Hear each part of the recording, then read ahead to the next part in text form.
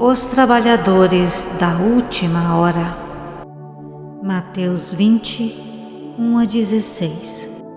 Pois o reino dos céus é como um proprietário que saiu de manhã cedo para contratar trabalhadores para a sua vinha. Ele combinou pagar-lhes 1 denário pelo dia e mandou-os para a sua vinha. Por volta das 9 horas da manhã, ele saiu e viu outros que estavam desocupados na praça. E disse-lhes: Vão também trabalhar na vinha, e eu lhes pagarei o que for justo. E eles foram. E saindo outra vez, por volta do meio-dia e das 3 horas da tarde, e 9, fez a mesma coisa. Saindo por volta das 5 horas da tarde, encontrou ainda outros que estavam desocupados e lhes perguntou: Por que vocês estiveram aqui desocupados o dia todo? Eles responderam: Porque ninguém nos contratou. Ele lhes disse: Vão vocês também trabalhar na vinha? Ao cair da tarde, o dono da vinha disse ao seu administrador: Chame os trabalhadores e pague-lhes o salário, começando com os últimos contratados e terminando nos primeiros. Vieram os trabalhadores contratados por volta das 5 horas da tarde, e cada um recebeu 1 denário.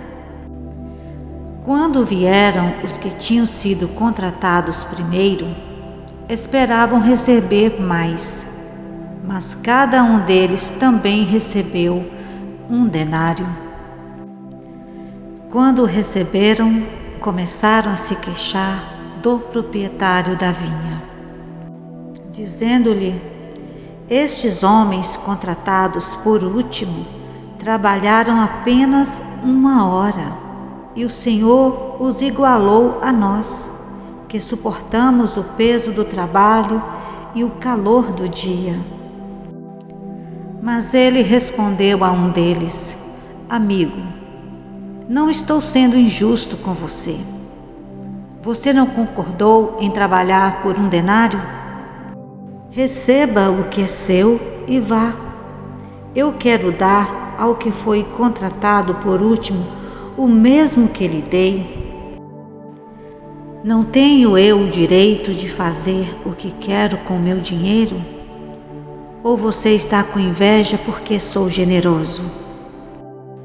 Assim, os últimos serão primeiros, e os primeiros serão últimos.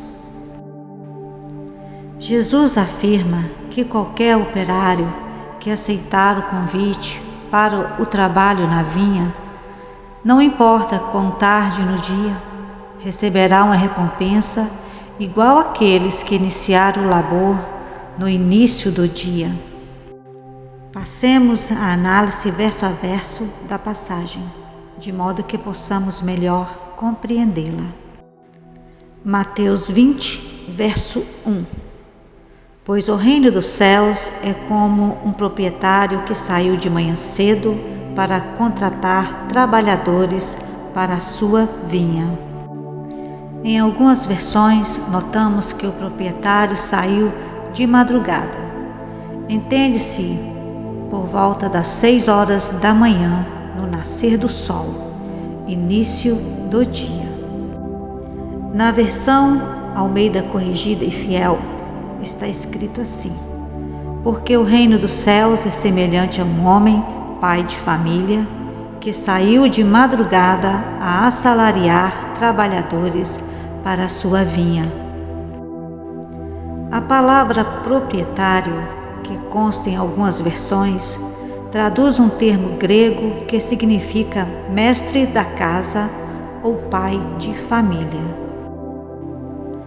Naquela época, era comum que empregadores procurassem trabalhadores diaristas nas praças da cidade, por volta das 6 horas da manhã, para ajudar em suas vinhas, dependendo da quantidade de trabalho necessário naquele dia.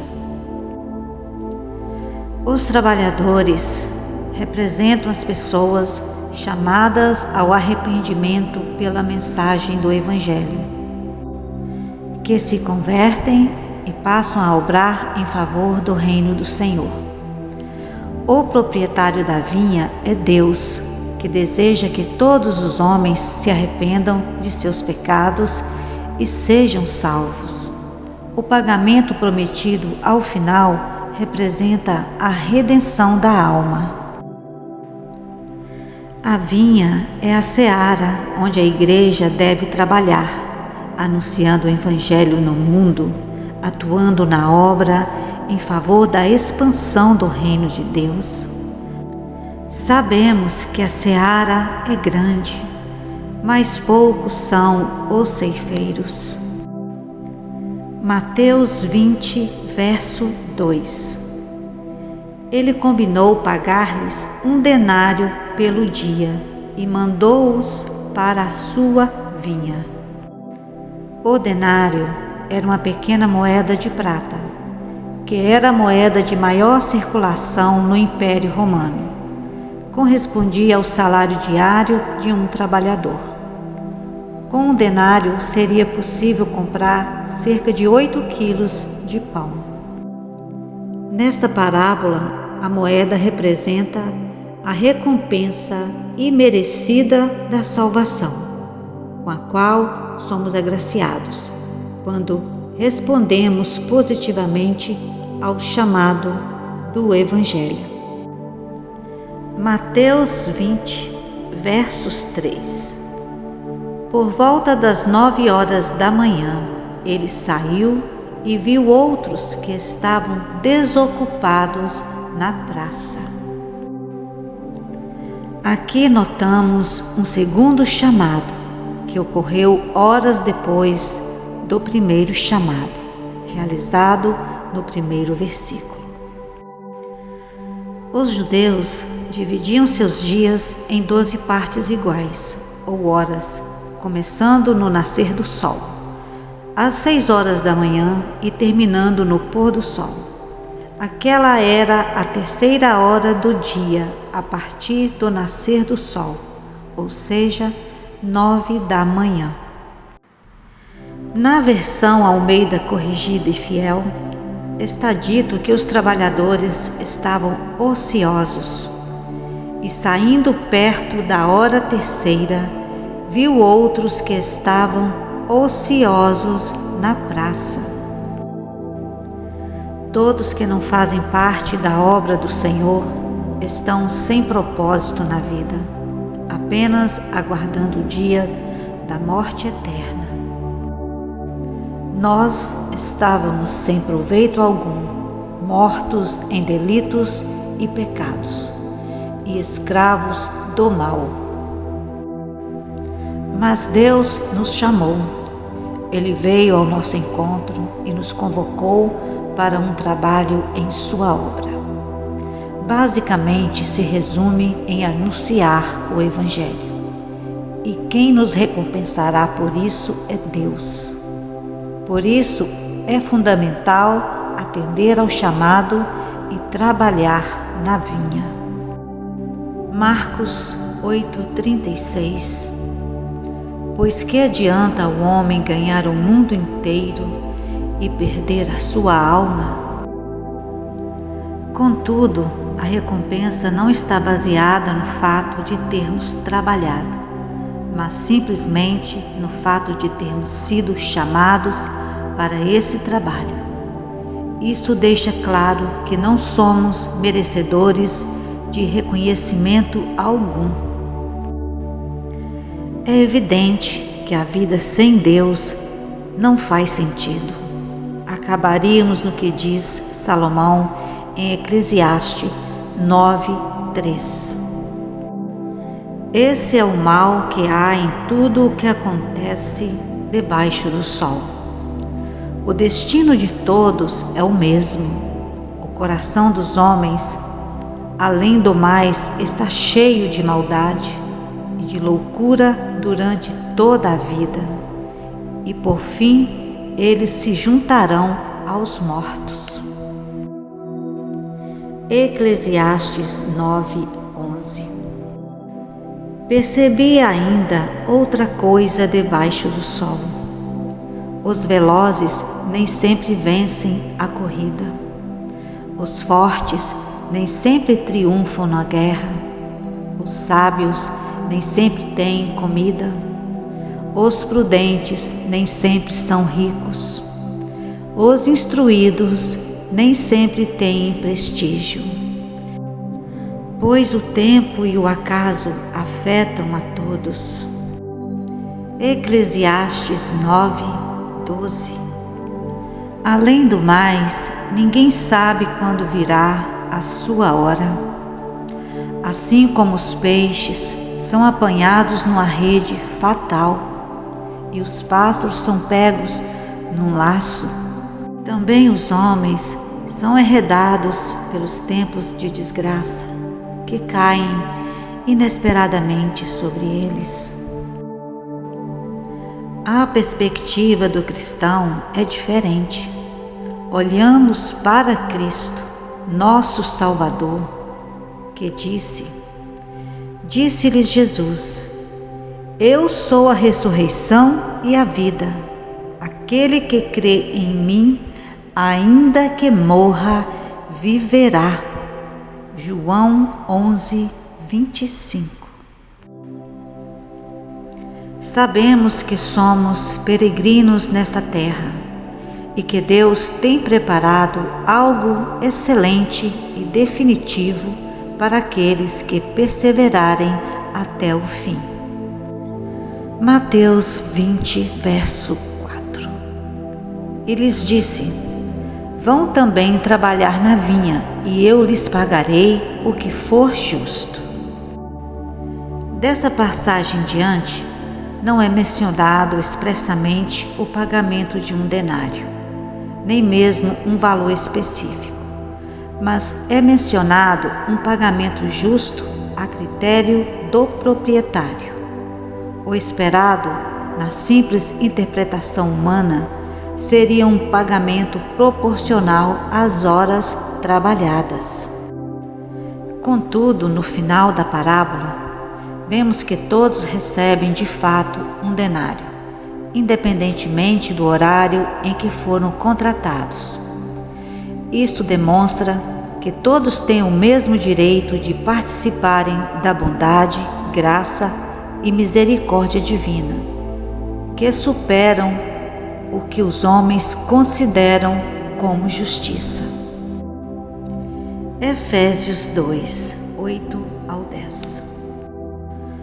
Pois vocês são salvos pela graça, por meio da fé, e isso não vem de vocês, é dom de Deus, não por obras, para que ninguém se glorie, porque somos criação de Deus, realizada em Cristo Jesus, para fazermos boas obras, as quais Deus preparou de antemão para que nós as praticássemos.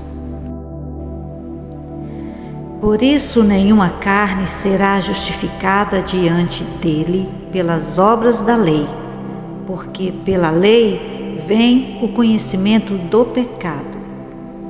Romanos 3, verso 20. Onde está logo a jactância? É excluída. Por qual lei? Das obras?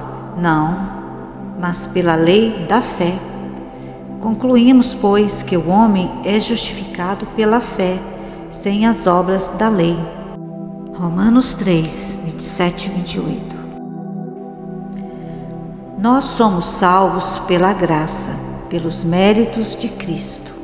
No entanto, os que estão debaixo da graça são moradas do Espírito Santo e praticam as obras que evidenciam a salvação.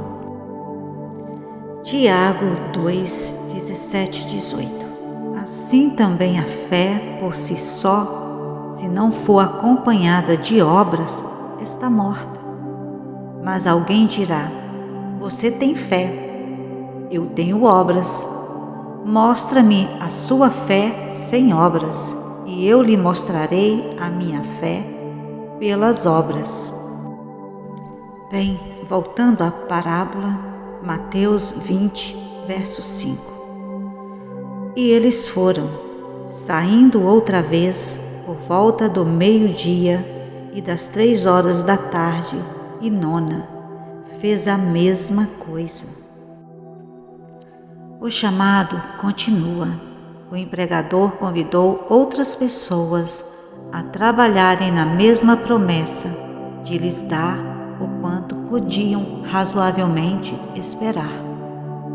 As horas do dia representam tanto o tempo de vida das pessoas, quanto o período de ingresso de judeus e gentios na igreja, como também o alcance do Evangelho em todos os lugares do mundo, em todas as eras da igreja, partindo de Jerusalém até os confins da terra. Jesus, ressurreto, dá a seguinte ordem aos seus discípulos em Jerusalém. E disse-lhes: vão pelo mundo todo e pregue o Evangelho a todas as pessoas. Quem crer e for batizado será salvo, mas quem não crer será condenado. Marcos 16, 15 a 16. O Mestre já havia dito que e é necessário que antes o Evangelho seja pregado a todas as nações. Marcos 13, 10.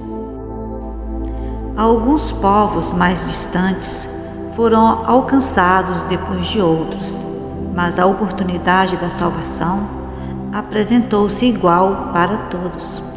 Sabemos que algumas pessoas se convertem na mocidade, algumas na meia-idade, outros quando já estão mais maduros.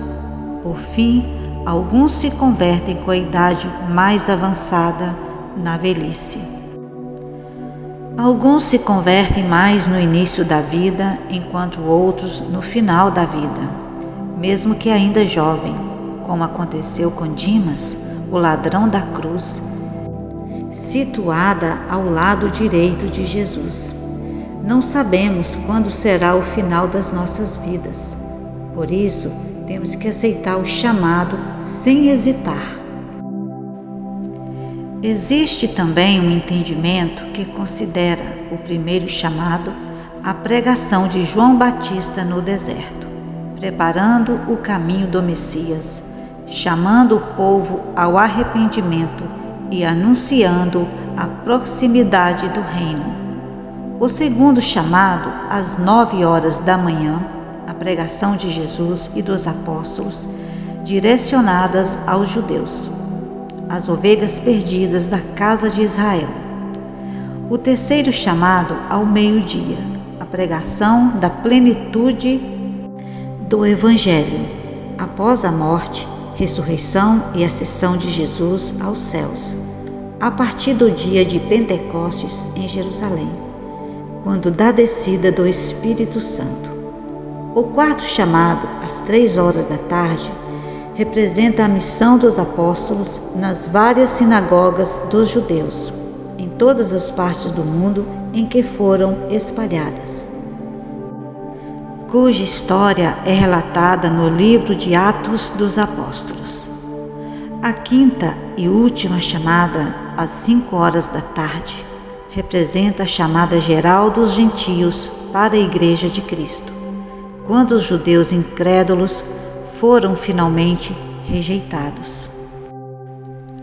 Tal interpretação se utiliza do versículo 7, que menciona: porque ninguém nos contratou, ou seja, nunca ouvimos a voz de um profeta, apóstolo, presbítero ou evangelista pregando o Senhor Jesus até agora. Os judeus não podiam usar isso como argumento, devido à rejeição, em grande parte, quanto ao Messias, a pedra angular que os construtores rejeitaram.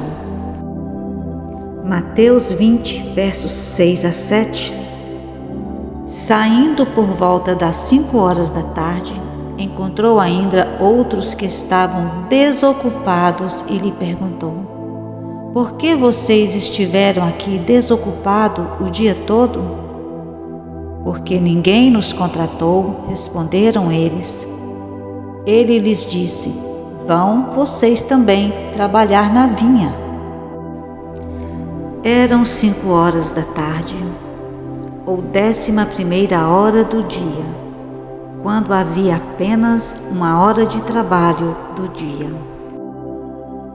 Alguns são contratados para a vinha na velhice, quando o dia da vida está quase terminando, restando apenas 1 hora dentre as 12. Ninguém é contratado na 12ª hora ou às 6 da tarde, quando a vida termina, a oportunidade acaba, a porta da graça se fecha. Mas enquanto houver vida, há esperança. Há esperança para velhos pecadores, se estes sinceramente se voltarem para Deus. O verdadeiro arrependimento nunca é tarde demais. 2 Coríntios 7, 9. A tristeza, segundo Deus, produz um arrependimento que leva à salvação e não remorso, mas a tristeza, segundo o mundo, produz morte. Os dois sentimentos são marcados por grande tristeza e aflição, porém são completamente diferentes um do outro.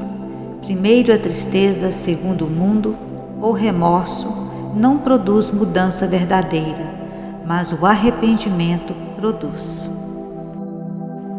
Remorso é a tristeza pelas consequências de um pecado, mas não pelo pecado em si.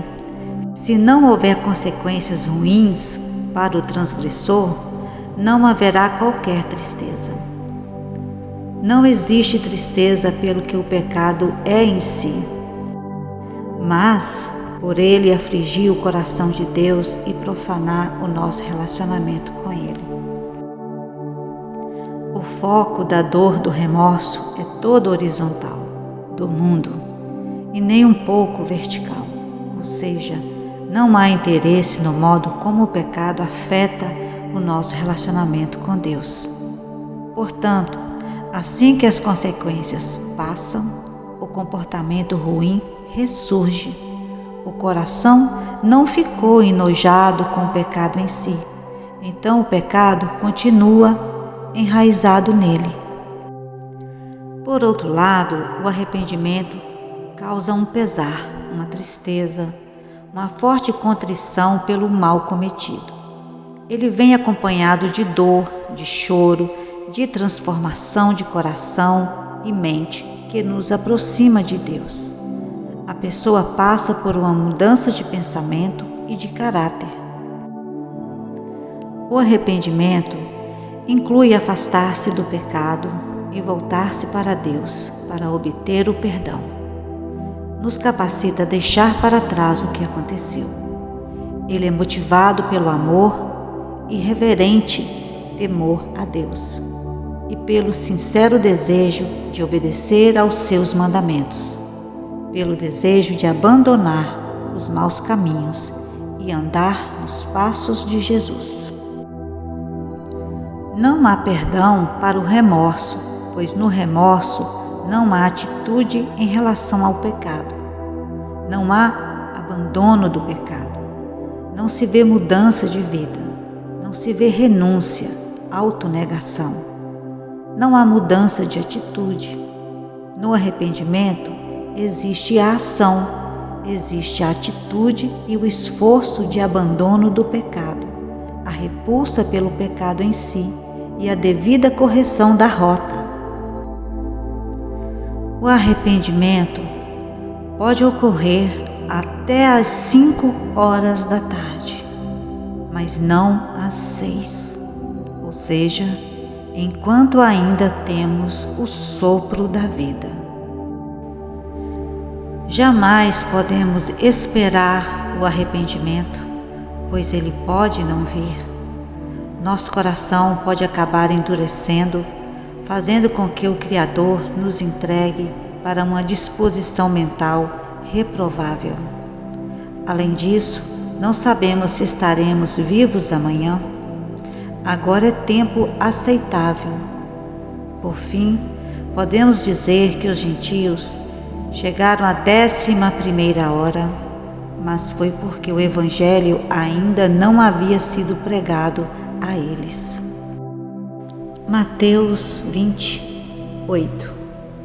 Ao cair da tarde, o dono da vinha disse ao seu administrador: chame os trabalhadores e pague-lhes o salário, começando com os últimos contratados e terminando nos primeiros. Essa ordem de começar pelos últimos é mencionada para ensejar as observações que se seguem. Se os primeiros contratados tivessem sido pagos antes, eles partiriam satisfeitos e o ensinamento da parábola estaria perdido.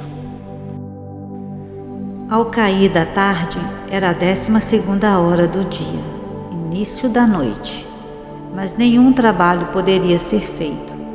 Os diaristas são chamados e pagos. O tempo de acerto de contas será por ocasião da ressurreição, a noite do mundo. João 9, verso 4. Enquanto é dia, precisamos realizar a obra daquele que me enviou. A noite se aproxima, quando ninguém pode trabalhar. Os trabalhadores fiéis, ou seja, aqueles que morreram em Cristo, com postura de servos vigilantes, praticantes da palavra, herdarão a vida eterna. João 6:40. Porque a vontade de meu Pai é que todo o que olhar para o Filho e nele crer tenha a vida eterna, e eu o ressuscitarei no último dia. Crer no Filho implica em andar em seus passos, ser discípulo dele, guardar os mandamentos, fazer a obra que ele nos comissionou. Contudo, os que não trabalharam na vinha do Senhor serão destruídos, pois a ira do Deus permanece sobre eles. Para esses não haverá pagamento. João 3:36. Quem crê no Filho tem a vida eterna. Já quem rejeita o Filho não verá a vida, mas a ira de Deus permanece sobre ele. Vieram os trabalhadores contratados por volta das 5 horas da tarde, e cada um recebeu um denário. Mateus 29. Todas as pessoas, sejam judeus ou gentios, por crer em Jesus, ainda que no final da vida, são admitidos na mesma bênção do Evangelho da justificação, adoção, regeneração e comunhão com Deus pela obra consumada na cruz. Mateus 20, 10-12. Quando vieram os que tinham sido contratados primeiro, esperavam receber mais, mas cada um deles também recebeu um denário. Quando o receberam, começaram a se queixar do proprietário da vinha, dizendo-lhe: estes homens contratados por último trabalharam apenas 1 hora e o Senhor os igualou a nós, que suportamos o peso do trabalho e o calor do dia. A salvação é imerecida para todos. Ninguém é digno por si próprio para herdar a vida eterna. Não há obra ou trabalho que possa pagar o preço de uma alma. Somente o sangue derramado por Jesus, que se ofereceu de forma imaculada, pode resgatar uma alma para Deus. O pagamento de um denário para todos representa a salvação pela graça divina, para todos que responderem de forma positiva ao chamado do Evangelho e trabalharam na vinha do Senhor. 1 Coríntios 15, 58. Portanto, meus amados irmãos, mantenham-se firmes e que nada os abale. Sejam sempre dedicados à obra do Senhor, pois vocês sabem que no Senhor o trabalho de vocês não será inútil. Algumas pessoas são chamadas no final de suas vidas, mas mesmo assim, elas são para Deus tão importantes quanto aquelas que serviram na obra durante muitos anos. A diferença que haverá no reino vindouro entre os salvos é somente com relação ao galardão, o nível de competência, a posição hierárquica. O galardão, que significa prêmio ou recompensa, não se confunde com salvação. Ele será dado a cada um segundo as suas obras. Apocalipse 22, 12. E eis que cedo venho, e o meu galardão está comigo, para dar a cada um segundo a sua obra. Coríntios 3, 14. Se a obra que alguém edificou nessa parte permanecer, esse receberá galardão. 1 Coríntios 3, 8. Ora, o que planta e o que rega são um, mas cada um receberá o seu galardão, segundo o teu trabalho. Lucas 6, 35. Amai, pois, os vossos inimigos, e fazei bem, e emprestai, sem nada esperardes, e será grande o vosso galardão. E sereis filhos do Altíssimo, porque Ele é benigno até para com os ingratos e maus. 2 Coríntios 5, 10. Pois todos nós devemos comparecer perante o tribunal de Cristo, para que cada um receba de acordo com as obras praticadas por meio do corpo, quer sejam boas, quer sejam más. Atos 15, 9 ao 11. Ele não fez distinção alguma entre nós e eles, visto que purificou os seus corações pela fé. Então, por que agora vocês estão querendo tentar a Deus, impondo sobre os discípulos um jugo que nem nós, nem nossos antepassados conseguimos suportar? De modo nenhum. Cremos que somos salvos pela graça de nosso Senhor Jesus Cristo, assim como eles também. Mateus 20, 13 ao 14.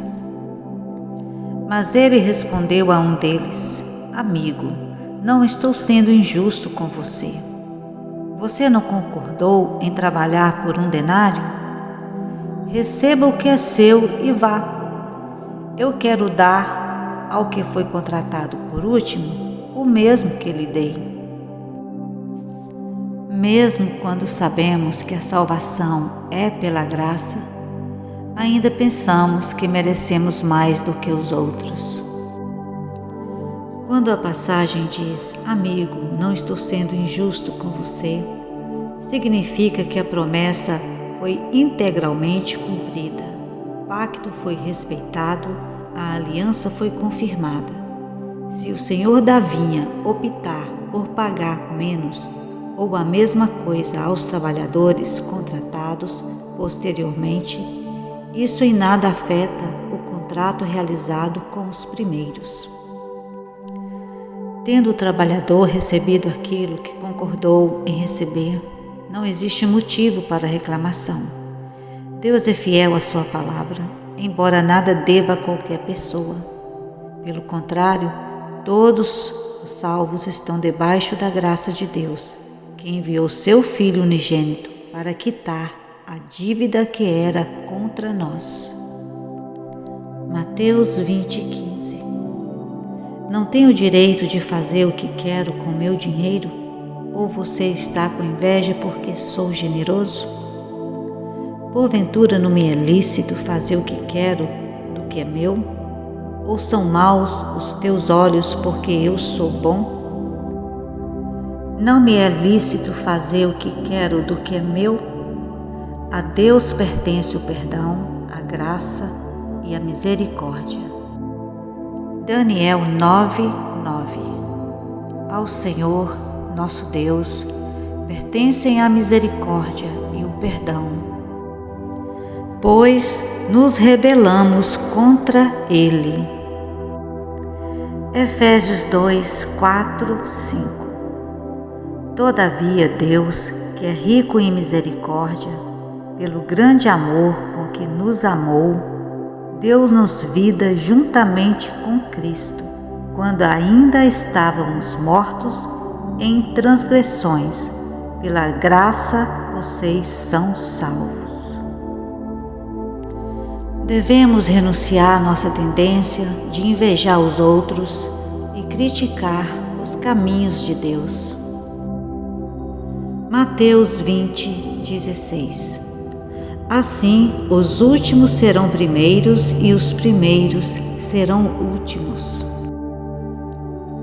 No reino da graça de Deus, não devemos pressupor que somos superiores aos outros.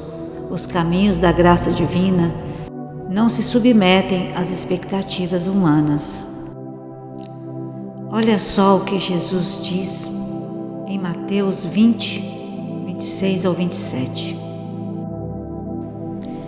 Não será assim entre vocês, pelo contrário, quem quiser tornar-se importante entre vocês deverá ser servo, e quem quiser ser o primeiro deverá ser escravo. Melhor é o fim das coisas do que o princípio delas. Que possamos trabalhar na vinha de forma diligente até o pôr do sol e sermos agraciados pelo nosso amado Deus.